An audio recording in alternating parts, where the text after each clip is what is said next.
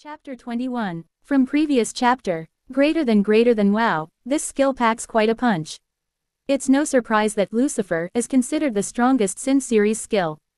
And look, it appears we've arrived. Less than. Continuation third-person POV. In the northeast part of the world, also known as the Ice Continent, lies a land perpetually shrouded in ice. If any normal person were to enter here, they would die immediately due to freezing. Normally, no one comes here because of the cold temperature. However, today is a different case, as many powerful individuals have gathered here. They are assembled after stopping the rampaging daughter of God, Milam Nava. In the icy room, constructed entirely made from ice, a round table serves as the focal point around which individuals are seated. Facing each other at the table are Rimuru Tempest and Guy Crimson.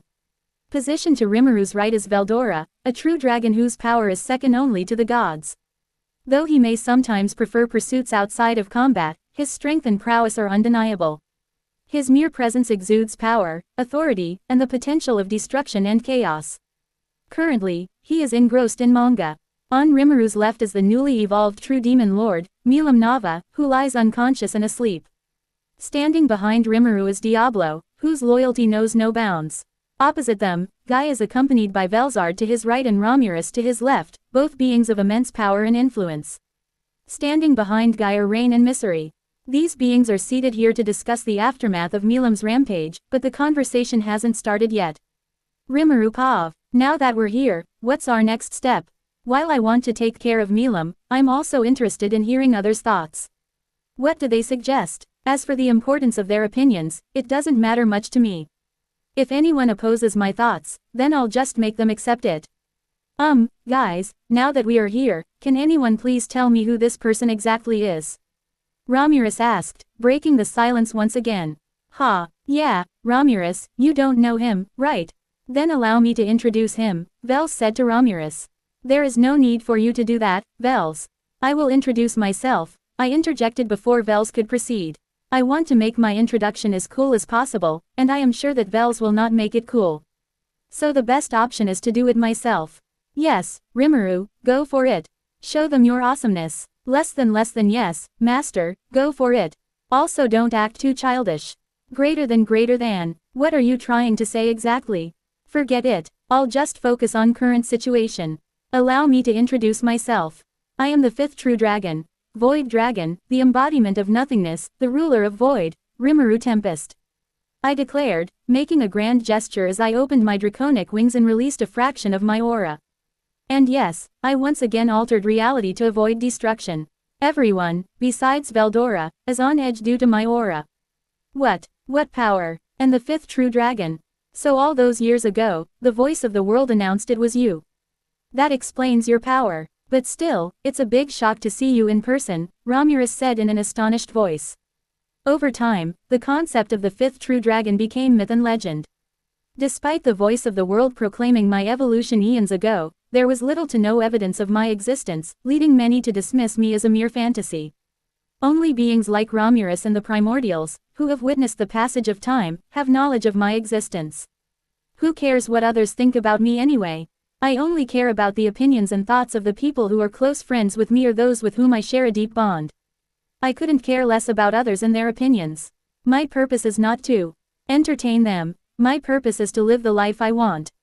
Yes, indeed, I am the fifth true dragon, and I was the one who announced by the voice of the world all those years ago. I agreed with her, settling into my seat as I retracted my aura and folded my wings.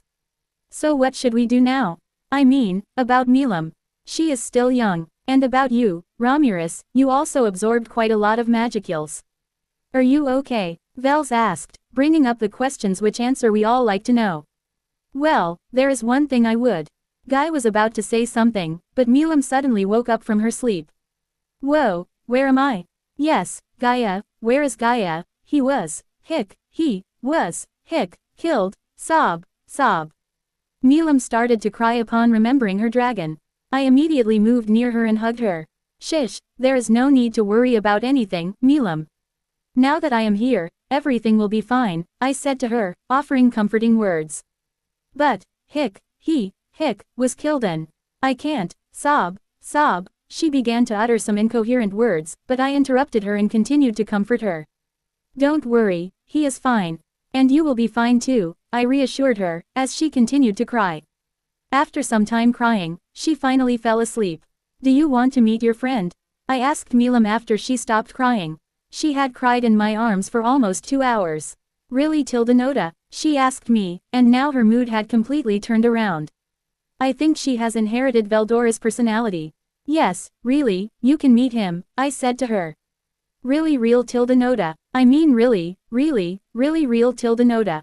She asked me again, but in a more cheerful voice. Yes, of course, why would I lie to you anyway? I replied in a fake disheartened voice. Ah, it's not like I was doubting you or anything. It's just, I was shocked. Yeah, that's it, so don't be sad Tilda Noda. She said in a panicked voice.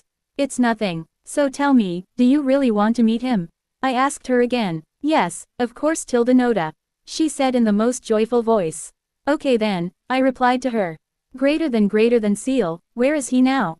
Less than master, I have collected his soul and later revived him, and put him inside imaginary space.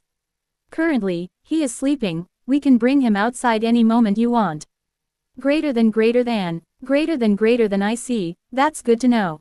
Less than, after talking with Seal, I transported him straight into Milam's arms, and now she is jumping with joy. Yeah, Tilda Noda, you're alive, Tilda Noda, she exclaimed joyfully, her excitement reminiscent of a carefree child. Well, to us, she's just a little kid, so it's not entirely out of place, I suppose. By the way, who are you, Tilda Noda? She asked me out of the blue. Yep, that confirms it. She has inherited Veldora's personality. Oh no, now I have to deal with one more problem child. Damn you, Veldanova. Well, I am the strongest being in existence. I am the 5th true dragon. Void Dragon, the embodiment of nothingness, the ruler of void, Rimuru Tempest, I formally introduced myself. You are a true dragon like my father and my aunt. Does that make you my uncle? She asked me, tilting her head. So cute. I see, so she doesn't know about Veldora yet. But damn, she's cute. Well, yes, I am a true dragon, but no, I am not your uncle, I clarified. How is that? If you are a true dragon, then doesn't that make you my uncle? She asked again, tilting her head. I think I am going to die today from too much cuteness. I'll explain that later. For now, just know that I am not your uncle, but rather a true dragon. You can think of me as your brother or something like that, I explained, as it's a bit difficult to go into details now. Okay Tilda Noda, so you're my brother Tilda Noda. Anyway, thanks Tilda Noda. She said. Well, that's out of the way. Greater than hey Seal. Is it a good idea to evolve her ultimate skill? I don't think it's wise to give her a skill that might make her go berserk. What if she does, and we're not around to stop her? She is strong, after all. Less than yes, master, I think it's a good idea. Greater than, I see, now Seal is also agreeing with me. So, Milam, would you like to be friends with me? I asked her. Friends Tilda Noda, what is that Tilda Noda? Is it something tasty? She started asking questions. No, Milam, friends are not food. But if you want, I can make some food for you. Actually, there's no exact definition of friends, but some people say that a friend is someone we trust or someone with whom we share mutual affection. There are many more things, and honestly, I don't know the true definition either. But I would like to become friends with you and find out together, I said to her. I don't understand what you said Tilda Noda. But I will become friends with you, she said to me. Then, how about it? Let's become best friends who always look out for each other, I said to her. Yeah Tilda Noda, you are my brother Tilda Noda. And we are best friends Tilda Noda. We are besties for the resties, she said, first part getting embarrassed and second part cheerful voice showing her enthusiasm. Greater than Seal, you're up now. Less than yes, master. Creating a soul corridor with Milam Nava, successful. Forcefully evolving ultimate skill Wrathful King, Satanel of Milam Nava, successful. Milam Nava has acquired a new ultimate skill, Destruction God, Shiva. Greater than I see, so her skill also evolved into a God series skill, huh? Well, could you tell me what it actually does?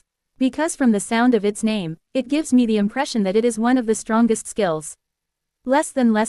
Well, you're not wrong, Master, because her skill is indeed one of the strongest. Only a few skills can compete with hers, such as Ar Azathoth and Shub Nigarath Veldoras Nyarlathotep Guys Nodens and a few more. Regarding its abilities, ultimate skill, Destruction God, Shiva, sub-skills, 1 Thought Acceleration, accelerates the user's thought processing speed up to a factor of millions of times. 2 Magicula's Breeder Reactor, this ability is fueled by the user's rage and magicules. By absorbing magicules from their surroundings and combining them with their own, they undergo a process similar to nuclear fusion, generating more magicules. This allows the user's energy to increase dramatically, and no matter the consumption, it will not decrease. It also grants the user the ability to create stardust energy and utilize it. The amount it can generate depends on the user's proficiency in using stardust energy and mastery over the skill. This function is present to prevent the energy from becoming overwhelming and potentially harmful to the user.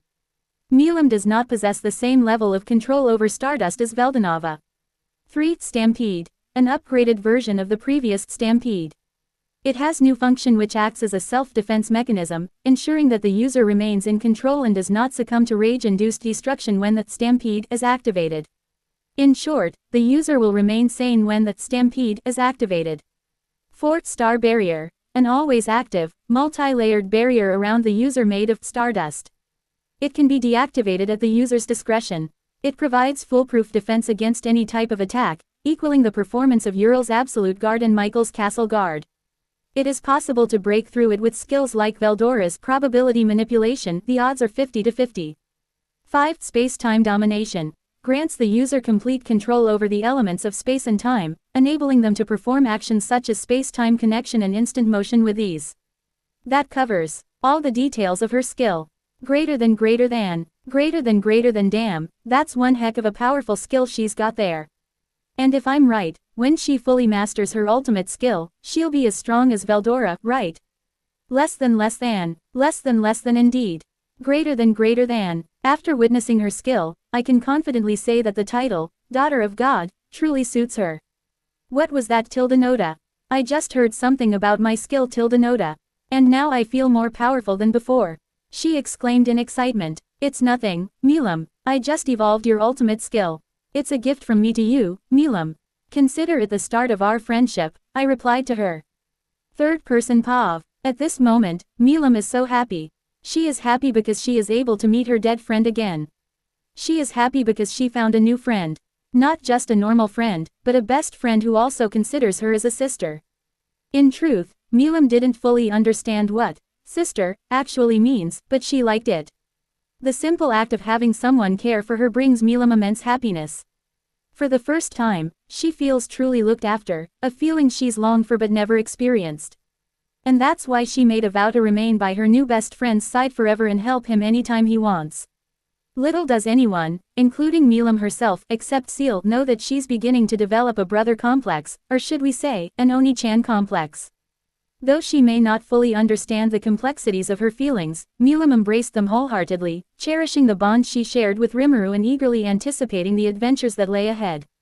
Despite not fully grasping the intricacies of her emotions, Milim embraced them with open arms. She cherished her connection with Rimuru and looked forward to the adventures that awaited them.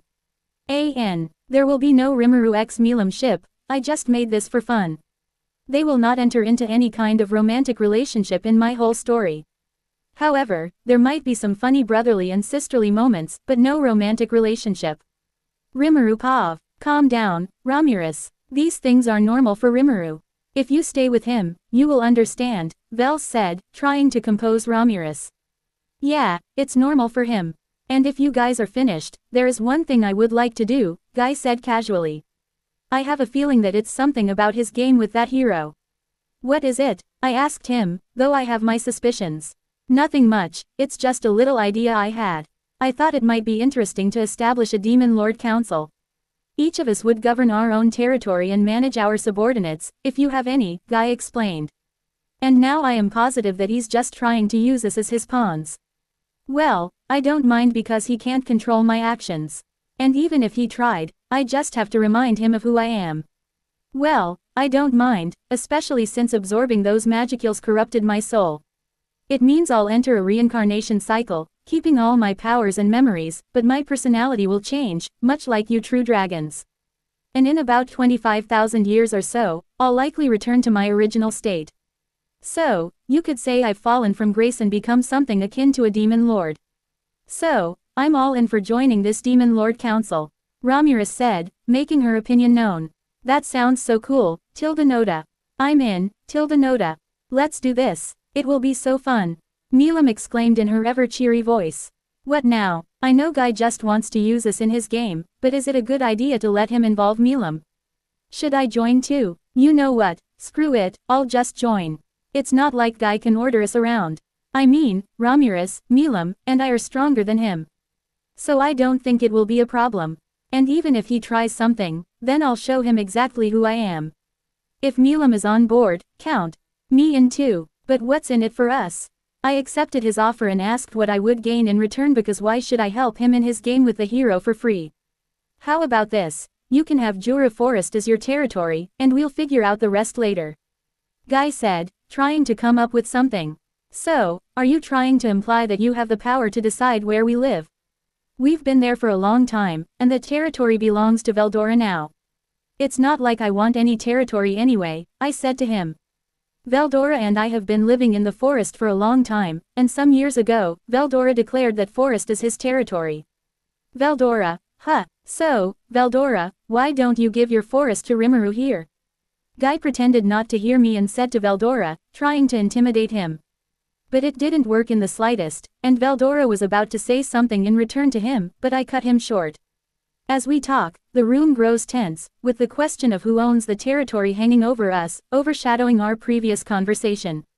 Guy, just because your ultimate skill has evolved doesn't mean you can beat Veldora. Even with your Lucifer evolving into Nodens, Veldora remains stronger than you and always will be. And just so you know, I'm the one who evolved your ultimate skill into Nodens. I did it out of curiosity, to see what kind of skill would come from it, I said, exerting pressure on Guy. Lately, after evolving into a true demon lord and taking on the mediator role from Veldanava, Guy's been getting ahead of himself. I guess it's time to bring him back down to earth.